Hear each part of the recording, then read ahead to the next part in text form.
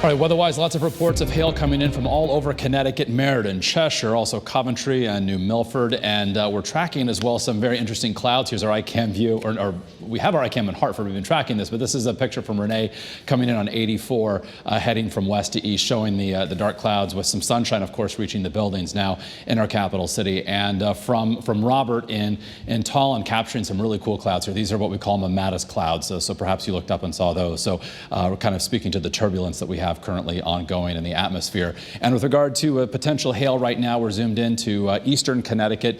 There's the 395 corridor, so tracking the cell here that's just cleared Windham and Chaplin, heading into Canterbury, heading toward Danielson, likely passing just to the north of Plainfield. So with this heavy rain, some frequent lightning, as you can see the strikes there, and as well potentially some small hail and a gusty wind. So temperatures across the state right now are in the 50 to 55 degree range, and we do have winds that are beginning to switch to the west. That's the case in Waterbury and Danbury, sustained right now at around 14 to 16 miles an hour, indicating that the front is beginning to push into western portions of the state. So as that front moves through, it's going to usher in some cooler and drier air. It's not going to be quite as chilly as what we experienced on Saturday, but tomorrow another day featuring below average temperatures. And there's our ICAM view from the Northwest Hills, showing certainly some patches of blue, still some ominous looking clouds out there. So we still have a couple hours to go, but once we get past sunset, things should really start to quiet down. And there's our view from Stores, showing some raindrops on the camera lens, kind of obscuring the view, but the general theme here is, as we look off in the distance, still rain coming down,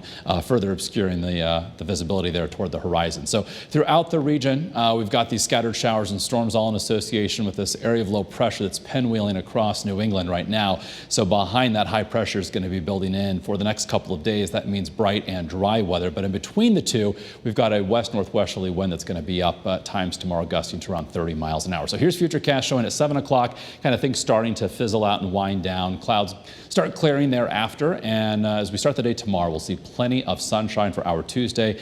It is going to be cool and also on the breezy side. And then for Wednesday, we'll start off on a chilly note, but we'll see ample sunshine yet again for Hump Day, and temperatures then start to warm up a bit. A warming trend commences by Wednesday afternoon. It takes us eventually from the 60s by Friday into the 70s. So overnight tonight, we'll drop into the 35 to 40 degree range. Pick out where you live, the town closest to you. Highs tomorrow, mid and upper 50s. So on our early warning 7-day forecast for, say, Wednesday, we'll see plenty of sunshine, close to 60, upper 60s Thursday, into the 70s we go on Friday. Friday, there's a chance for some showers and thunderstorms as a cold front moves in. Behind that, dry, still mild on Saturday with some sunshine. Then Sunday, perhaps some showers, highs near 70. For shoreline highs getting into the 60s by Thursday, then into the 70s for Friday and Saturday.